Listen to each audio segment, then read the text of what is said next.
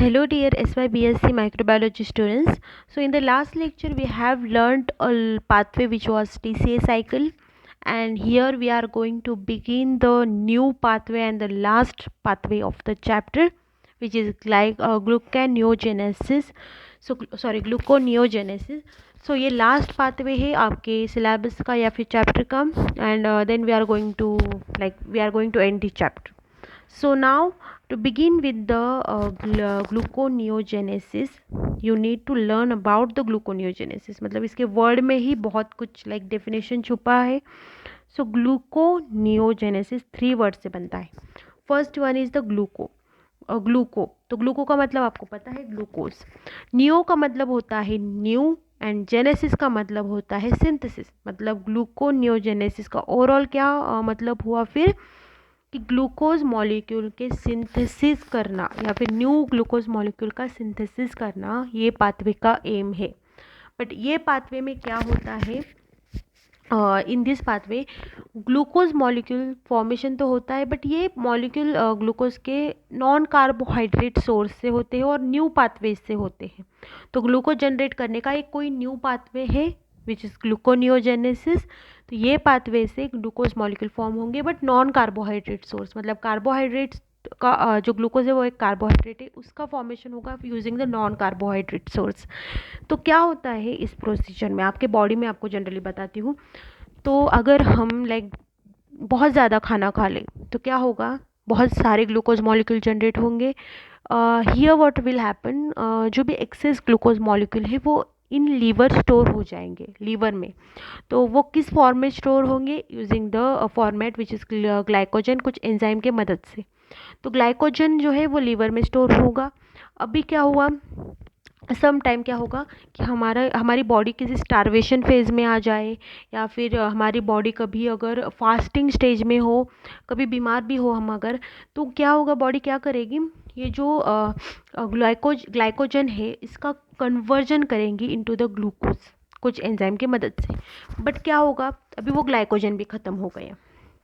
तो यहाँ पे हमारे बॉडी में कुछ सिग्नलिंग मॉलिक्यूल्स रहते हैं, लाइक इंसुलिन एंजाइम, आपको इंसुलिन या फिर कुछ हार्मोन्स होते हैं इंसुलिन जैसे, जो ये बॉडी को एक सिग्नलिंग करते हैं कि ऐसे ऐसे मॉलिक्यूल्स लाइक ग्लूकोज का काउंट जो है वो कम हुआ है, ग्लूकोज का काउंट बढ़ा है. ये इंसुलिन के अप डाउन से डिटेक्ट होता है बॉडी में. तो क्या होगा, अगर अभी ये ग्लूकोज हमने देखा कि ग्लाइकोजन की मदद से सिंथेसिस वगैरह होगा, बट कभी कभी क्या होता है ग्लाइकोजन भी ख़त्म हो गया है लीवर में से. तब क्या करेंगे हमारी बॉडी, तो हमारी बॉडी क्या करेगी, हमारी जो बॉडी के टिश्यूज़ है या मसल्स है उसमें से जो है ग्लूकोज मॉलिक्यूल फॉर्म करेगी. वो कैसे, अब मसल्स की अगर हम बात करें तो वहाँ पे अगर हमने पंपिंग की मसल्स की तो वहाँ पे लैक्टेट फॉर्म हुआ, वो एक्सेस में होगा तो उसका कन्वर्जन भी ग्लूकोज में करेगी. अगर प्रोपेनिक एसिड हुआ तो उसका भी कन्वर्जन ग्लूकोज में करेगी. फैटी एसिड हुए उसका भी कन्वर्जन ग्लूकोज में करेगी. तो कैसे भी करके ग्लूकोज तो बनाना ही है. ये सब मैकेनिज़म्स या प्रोसेसेस जो है वो बॉडी में कैरी आउट होते हैं, एंड कुछ एंजाइम्स भी मदद करते. बट एंजाइम का क्या होता है ना, कि अगर हमें एंजाइम्स की मदद लेनी है तो प्रॉब्लम ये हो जाता है कि एंजाइम बस ग्लूकोज फॉर्म नहीं करेंगे, वो किसी मॉलिक्यूल का ब्रेक डाउन करके ग्लूकोज के साथ उसके जो है दूसरे भी प्रोडक्ट्स फॉर्म करेंगे जो हमें नहीं चाहिए. बट हमें क्या चाहिए, ज़्यादा से ज़्यादा ग्लूकोज चाहिए. तो इसका एक वे है which is glucose will be converted into the like glucose will be formed using the pyruvate. Pyruvate की बात आई, मतलब क्या आया, ग्लाइकोलिसिस. ग्लाइकोलिसिस में क्या होता है, ग्लूकोज मॉलिक्यूल से पायरुवेट फॉर्म होता है. बट हमें यहाँ पे क्या करना है, उल्टा करना है, हमें ग्लूकोज फॉर्म करना है फ्रॉम द पायरुवेट. मतलब ग्लाइकोलिसिस की पूरी साइकिल हमें लाइक उल्टी करनी है या 360 डिग्री चेंज करना है हमें उसमें. तो वहाँ पे हमें क्या करना पड़ेगा, कुछ नए एंजाइम्स लगेगी, कुछ ज़्यादा एनर्जी लगेगी. तो हमने टीसीए में देखा कि वहाँ पे बहुत ज़्यादा एनर्जी प्रोड्यूस होती है. यहाँ पे उल्टा होता है, यहाँ पे बहुत ज़्यादा एटीपी मॉलिक्यूल जो है वो यूटिलाइज होते हैं. क्योंकि कोई भी प्रोसीजर हमें रिवर्स बैक करनी है तो एनर्जी बहुत ज़्यादा लगेगी, आसान नहीं है ये प्रोसेस. तो इसकी वजह से ग्लूकोनियोजेनेसिस जो है वो कैरी आउट की जाती है. तो अगर हम ग्लूकोनियोजेनेसिस की बात करें तो ये प्रोसीजर जनरली लीवर में होती है. और 60% अबाउट लीवर में होती है एंड थोड़े अमाउंट में वो किडनी में भी होती है, इरिथ्रोसाइट्स में भी होती है। तो किडनी की अगर बात करें तो किडनी में अबाउट 40% ये प्रोसेस होती है। तो अभी अगर हम ग्लूकोनियोजेनेसिस की बात करें कि तब होती है जब हमारे बॉडी में required amount of carbohydrate present ना हो, तब ये होती है। और ये जनरली क्यों इम्पॉर्टेंट है, एक तो बॉडी के लिए है, सर्वाइवल के लिए, बट सेकंड हमारे ब्रेन के लिए बहुत इंपॉर्टेंट है। एक ही सोर्स है ब्रेन का एनर्जी का, विच इज़ ग्लूकोज। और ग्लूकोज की भी अगर डिप्लीशन हुई मतलब ब्रेन काम करना बंद करेगा, और ब्रेन ने काम करना बंद करेगा, हमारी बॉडी यूजलेस हो जाएगी, डेड हो जाएगी। तो ये हमें नहीं चाहिए। तो इसकी वजह से ग्लूकोनियोजेनेसिस का होना बहुत ज़रूरी है। तो टॉकिंग अबाउट द ग्लूकोनियोजेनेसिस, तो यहाँ पे ग्लूकोनियोजेनेसिस के मेन सबस्ट्रेट मैंने जैसे आपको बताया नॉन कार्बोहाइड्रेट है। कार्बोहाइड्रेट नहीं होते but non carbohydrate like amino acid हो, लैक्टेट हो, ग्लिसरॉल हो, प्रोपिनिएट है, या फिर there are other than that fatty acids भी हो। तो ये जो कंपोनेंट्स है जो नॉन कार्बोहाइड्रेट है, उन्हीं का कन्वर्जन किया जाएगा इनटू द ग्लूकोज कोई पाथवेज करके। अब ये जो भी सोर्सेस है पहले लाइक अमाइनो एसिड हो, लैक्टेट हो, ग्लिसरॉल हो, या फिर प्रोपेनियोट हो, तो ये सब का कन्वर्जन पहले किस में होगा, इनटू द पायरुवेट। और pyruvate will be like reverse back to the glucose. फिर पायरुवेट आया मतलब क्या, ग्लाइकोलिसिस का पाथवे आया, बट वो कैसे आएगा, उल्टा आएगा। पायरुवेट का पायरुवेट इनॉल फॉस्फेट, देन उसके बाद बेस फॉस्फेट वगैरह फॉर्म हो गए, देन ग्लिसरल्डिहाइड 3 फॉस्फेट, फिर फ्रुक्टोज 1,6 बेस फॉस्फेट, उसके बाद glucose 1,6 glucose 6 phosphate, glucose 6 phosphate से फिर ग्लूकोज। ये हमें पाथवे पता है ग्लाइकोलिसिस का, बस उसका उल्टा करना है। तो ये जो है वो मैकेनिज्म यहाँ पे होगा। तो ये जो भी प्रिकर्सर है, लैक्टेट हो, ग्लिसरॉल हो, जो भी है, उनको पहले किस में कन्वर्ट होना पड़ेगा, पायरुवेट में, फिर जाके पायरुवेट अपना जो भी करना है वो करेगा। सो नाउ यहाँ पे मैंने आपको पहले भी बताया कि लीवर और किडनी में ये फंक्शन होती है। सो यहाँ पे अगर आप पाथवे को देखो, ओके, सो आपको पता है glucose will be converted into glucose 6 phosphate. Glucose 6 phosphate का कन्वर्जन फ्रुक्टोज 6 फॉस्फेट वो क्लीव वगैरह होके फिर फाइनल प्रोडक्ट हमें क्या मिलता है, पायरुवेट। बट हमें जो भी प्रोसीजर करनी है वो यहाँ पे करनी है पायरुवेट के मदद से। तो पायरुवेट का हमें उल्टा करना है, फिर पायरुवेट का कन्वर्जन करना है फॉस्फोइनॉल पायरुवेट। सो फॉस्फोइनॉल पायरुवेट में भी वो ऑक्जेलो एसीटेट से भी हो सकता है फॉर्मेशन, या तो पायरुवेट से। ऑक्जेलो एसीटेट हमने किस में देखा था, TCA साइकिल में। और यहाँ पे TCA साइकिल भी मेजर रोल प्ले करती है, हाँ, कुछ टिप्स में या कुछ केसेस में। तो जनरली अगर हम ओवरऑल बात करें तो पायरुवेट हमारा मेजर हीरो है। तो ये पायरुवेट क्या करेगा, it will be converted into phosphoenol pyruvate. अभी हमें रिएक्शन उल्टी करनी है, और आपने अगर ग्लाइकोलिसिस देखा होगा तो ये जो लास्ट रिएक्शन है ना, फॉस्फोइनॉल पायरुवेट का कन्वर्जन जो होता है ना पायरुवेट में, जहाँ पे हमने देखा था ATP मॉलिक्यूल जनरेट होते हैं, ये प्रोसेस इरिवर्सिबल है। मतलब यहाँ पे एक बार फॉस्फोइनॉल पायरुवेट से पायरुवेट फॉर्म हुआ, वो प्रोसेस रिवर्स बैक नहीं होती। तो इसकी वजह से हमें यहाँ पे कुछ एक अलग एंजाइम लगेगी, विच इज़ पायरुवेट काइनेज। तो ये पायरुवेट जो काइनेज जो है वो आगे जाके फॉस्फोइनॉल पायरुवेट में कन्वर्ट करेगा पायरुवेट को।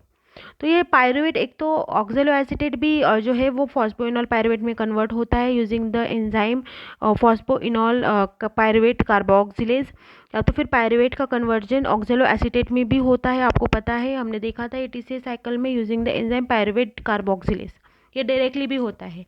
तो TCA में हमने नहीं देखा था, बट ये डायरेक्टली भी हो सकता है using the enzyme pyruvate carboxylase. Okay, so यहाँ पे आपको 3 चीज़ें याद रखनी है। क्या, पायरुवेट का कन्वर्जन एक तो फॉस्फोइनॉल पायरुवेट में होगा, या तो ऑक्जेलो एसीटेट का कन्वर्जन फॉस्फोइनॉल पायरुवेट में होगा, या फिर पायरुवेट जो है वो पहले ऑक्जेलो एसीटेट में कन्वर्ट होगा using the enzyme pyruvate carboxylase, या तो और फिर वो ऑक्जेलो एसीटेट जाके फॉर्म होगा फॉस्फोइनॉल पायरुवेट में। ये थोड़ी सी साइकिल टाइप स्टेप है जो आपको थोड़ा सा ध्यान में रखना पड़ेगा कि कहाँ पे कौन सी एंजाइम जो है वो यूज़ होती है। तो यहाँ पे क्या होगा, फॉस्फोइनॉल पायरुवेट जो हमारा सेकंड मेजर हीरो है, तो ये जो फॉस्फोइनॉल पायरुवेट है ये कन्वर्ट होगा, अगेन उल्टा जाना है आपको, बस ग्लाइकोलिसिस की साइकिल निकालो, बस उल्टा जाओ इसके बाद। So now phosphoenol pyruvate will be converted into 2 phosphoglycerate using the enzyme enolase जो हमने देखा था। Then 2 phosphoenol phenol pyruvate will be converted into 2-phosphoglycerate. now 2-phosphoglycerate glycerate form हुआ. वो जो 2-phosphoglycerate है अगेन phosphoglycerate म्यूटेज की मदद से it will be lead to the formation of 3-phosphoglycerate. और 3-phosphoglycerate का जो है कन्वर्जन होगा 1,3-bis-phosphoglycerate using the enzyme phosphoglycerate kinase. Then यहाँ पे वही स्टेप फिर से उल्टी 1,3-bis-phosphoglycerate will be formed converted into the glyceraldehyde 3-phosphate. glyceraldehyde 3-phosphate convert हुआ dihydroxy acetone phosphate में, जो again convert होगा into the enzyme which is the fructose 1,6-bis-phosphate. अब यहाँ पे एक इरिवर्सिबल स्टेप आती फिर से. यहाँ पे भी जो है स्टेप 3 स्टेप्स जो है इरिवर्सिबल है. मैंने आपको गलत बताया, 2 नहीं 3 स्टेप है. तो यहाँ पे भी एक स्टेप इरिवर्सिबल है, इसकी वजह से यहाँ पे अलग एंजाइम लगेगी. So now fructose 1,6-bis-phosphate convert हुआ है या फॉर्म हुआ है, तो यहाँ पे क्या होगा, it will be converted into the fructokinase. तो यहाँ पे क्या होगा मेजरली, ग्लिसरल्डिहाइड 3-phosphate आपको पता है फॉर्म हुआ है, तो वो जो है वो एक तो डायहाइड्रोक्सी एसीटोन फॉस्फेट में भी कन्वर्ट हो सकता है और फ्रुक्टोज 6-phosphate में कन्वर्ट हो सकता है. बट हमें क्या करना है, फ्रुक्टोज 6-phosphate फॉर्म करना है, क्योंकि हमें क्या फॉर्म करना है, ग्लूकोज. तो फ्रुक्टोज 6-phosphate में कन्वर्ट हुआ, तो ये fructose 6-phosphate will be converted into fructose 1,6-phosphate will be converted into fructose 6-phosphate using the enzyme phosphofructokinase 1. Then after that one more reversible reaction, यहाँ पे भी reversible है, मतलब enzyme same हुई. तो fructose 6-phosphate will be converted into glucose 6-phosphate using the enzyme same phosphofructoisomerase. So now या तो फिर आइसोमरेज एंजाइम जनरली आप याद रखो. सो आइसोमरेज ग्लूकोज 6-phosphate आइसोमरेज भी इसको बोला जाता है. तो यहाँ पे जो है ग्लूकोज 6-phosphate जो है वो फॉर्म हुआ, it will be converted into glucose. यहाँ पे भी एक इरिवर्सिबल रिएक्शन है जो हमने देखा था हेक्सोकाइनेज. यहाँ पे जनरली एंजाइम यूज़ की जाती है for conversion of glucose into glucose 6-phosphate. But हमें यहाँ पे ग्लूकोज 6-phosphate का कन्वर्जन किस में करना है, ग्लूकोज में. तो यहाँ पे क्या एंजाइम यूज़ हुई, हेक्सोकाइनेज. तो sorry not hexokinase, it will B glucose 6-phosphatase. तो यहाँ पे ग्लूकोज 6-phosphatase की मदद से जो है glucose 6-phosphate will be converted into the glucose 6-phosphate will be converted into the glucose. So अगर आपको याद रखना है ये रिएक्शन, तो बस आपको पूरी ग्लाइकोलिसिस की साइकिल एक बार पेज पे लिखनी है. ग्लाइकोलिसिस की साइकिल कहाँ तक, पायरुवेट तक. और पायरुवेट में आपको ये भी देखना है कि कौन सी रिएक्शन रिवर्सिबल है, कौन सी रिएक्शन इरिवर्सिबल है, ये भी आपको याद रखना है. तो यहाँ पे 3 स्टेप में आपको इरिवर्सिबल दिखेगी रिएक्शन. जो फर्स्ट स्टेप हुई ग्लूकोज से ग्लूकोज 6-phosphate, सेकंड टाइम आपको दिखेगी फ्रुक्टोज 6-phosphate से फ्रुक्टोज 1,6-bis-phosphate, जो थर्ड स्टेप है. देन लास्ट स्टेप में डायरेक्टली फॉस्फोइनॉल पायरुवेट का जो पायरुवेट में कन्वर्ट होता है वहाँ पे.